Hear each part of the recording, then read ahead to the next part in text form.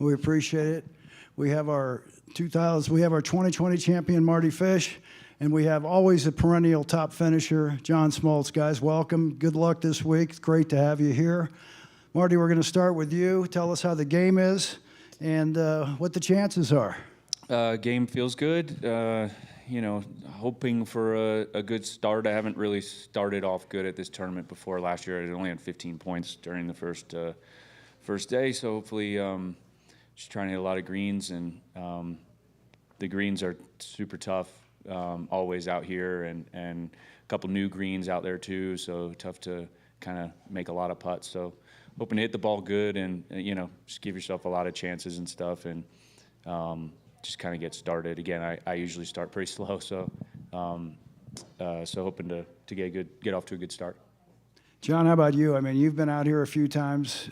This is the one you've always wanted to win. We know you've won a couple times down in Florida. You've come close here, obviously. What's going to put you over the top, you think, this week? Birdies and bogeys. I'm tired of making pars. No, you can't win making pars. You got to make birdies, and that's the biggest reason I haven't won. So, like Marty said, if you're in position and you're aggressive and you get some birdie looks, you got to make some of them. You got to roll some in. And before I was too cautious on not wanting to three-putt a birdie putt, and therefore you never give it a chance. So I'm always looking at the scoreboard first round. I saw his 15 points last year, but there's some three heavyweights, so I have to play pretty good, and I do need to get off to a good start because it's usually not my forte in the first round. You talk about putting, and I know that Brad Wunderlich, the course super here, has these greens rolling. I think he said yesterday like 12 and a half. So how does that feel so far, especially when it's downhill? Well, that's kind of the defense of the course as well, right? I mean, the altitude makes it, from where we play, fairly short. A lot of kind of wedges and short irons in your hands for second shots if you can put it in the fairway, and and that's their defense. It really is the greens, and they have a really good defense. They're good. They're tough. Yeah, depth perception on some shots are really difficult. So you think you're hitting it close and you're above the hole 5 feet and you're in trouble. So that's the biggest thing I've learned the last 2 days of grinding so hard to be below the hole. And if you're below the hole, you got to get a chance to get a string together. But it's definitely going to be humbling for a lot of people because if it's going to get hot again, they said this weekend. So these things are. And if some wind kicks up, it's going to be grinding on the putting green, that's for sure. You got it. Marty, we keep flashing back to your second round back in 2020 when you shot 9 under with 10 birdies. And Me too.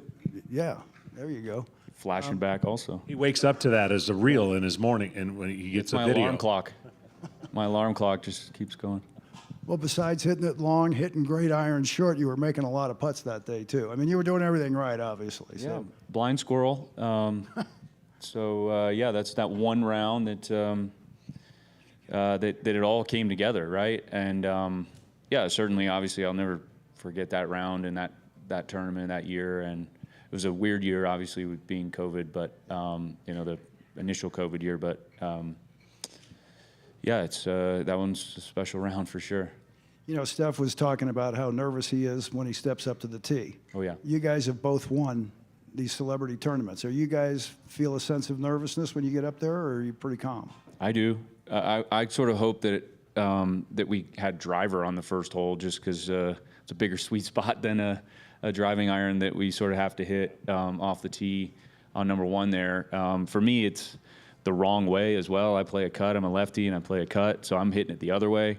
I've made a lot of big numbers on the first hole. It's the toughest hole by far for me out here, historically at least. And so I've been working on hitting not draws but snipe hooks, just to get off the tee on number one.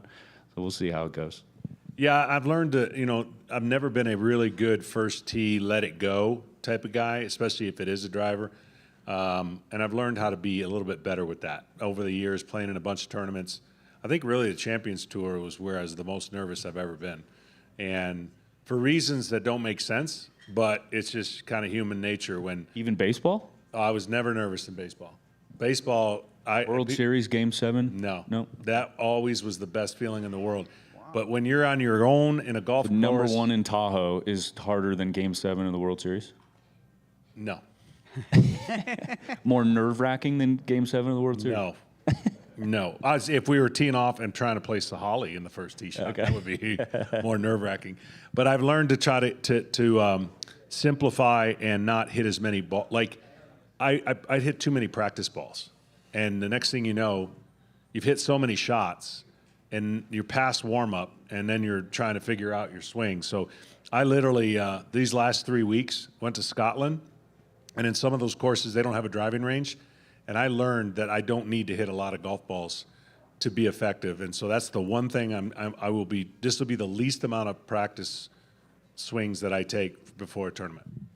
Dave, why don't you go ahead, fire away. All right, Dave Leonardi, Ski News and Always Upright Podcast. Great to see you both back here again.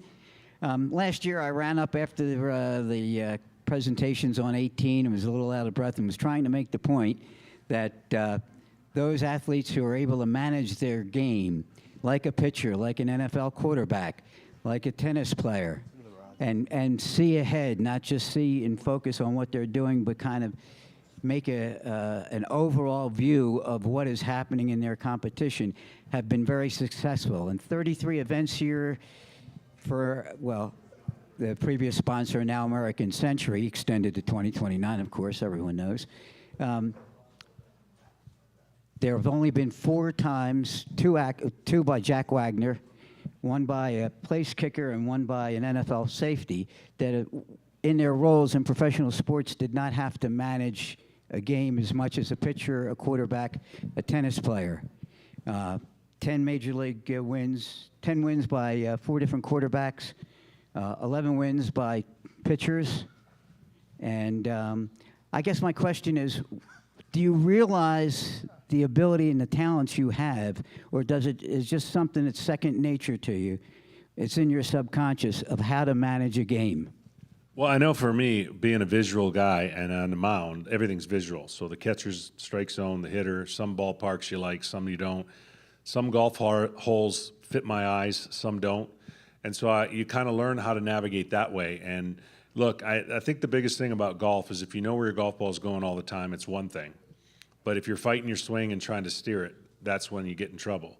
And so managing that part of your game, those who have been able to win, even though they haven't been perfect, that's what you learn. And I've learned, there's been times on the mound I've not been very good, but I got teammates to bail me out. When you're on the golf course, there's nobody to bail you out. So for example, for me, 18 just one doesn't fit his eyes. 18 definitely does not fit my eyes. And so that's the one hole that you got to take advantage, because most guys are hitting 9 irons, wedges, and 8 irons in. Well, and you can be the greatest manager in the world. If you're not a good golfer or a great golfer, it doesn't matter. Marty, what do you think? Yeah, I mean, I played a sport where when we leave the locker room, we're all by ourselves. So golf for me is, it's nice to have competitors that you can chat with, a caddy that you can sort of talk to as well. So, it's a little bit different. And then mentally, it's an individual game, and you're, still, it's all on you, win or lose, play well or not, it's kind of it's on you. So, in tennis, you're trying to beat one person across the net. In golf, you're sort of trying to play the course and play yourself and the competitors in the tournament as well. And, it can be exhausting mentally at times, obviously golf can. And, I think, guys that play a sport where everything goes through them, whether pitcher, quarterback, even a catcher probably in baseball as well, or like they're always in the action, they're always alert and aware and ready to go. And, I think a lot of those sports sort of tend to be better for golf or for, tournament golf. Well, you had it all together the second day of your win in 2020 with a 37, so not too shabby. I think last year it was 62 for Romo to win. Mm-hmm. What do you think your scores are going to be this year? And that was one of the lowest winning scores, 62 by Tony. You're never shocked when someone shoots a great round, but I would be, usually it takes 75 to win it, so they say, in the years past, 70 to 75. I think the greens are going to make it very tricky. So you may see in the 60s again. just because you got to be so defensive. I mean, if you're fearless and don't mind 5-footers coming back, then more power to you, because that's what's going to happen if you get aggressive out here. It's kind of that low 20s on a daily basis will probably put you right there on Sunday. Now, the famous Barkley bet coming in under 70. Yes. To me, it's not Charles coming in under 70. It's Charles finding 23 people to be worse than he is. Do you think he'll do it? Come on now. I think he He gets lost it. I 60 said he got he- it last year. I remember Steph was down on him big time, I think, because he was down on San Francisco or Oakland or something when they were playing. That was why. Yeah, he was down on Oakland Yeah, style. he was upset with Charles, so he said no. He got that right. I said yes. I think he gets it. I mean, I'm a pro Charles. There's some newer players, so that nerves might get to some of them. To your point, that might bring them in the fray. But Charles is one of the most amazing, I guess you could say, persevering golfers I've ever been around in my life, and he somehow loves it. So I got to give it to him, and I'm going to say he's going to do it this year. Well, supposedly he lost 60 pounds and is a little bit more fit, but my analogy to that is that's like anyone in the press room losing 2 pounds. I don't think that's a good thing though for golf.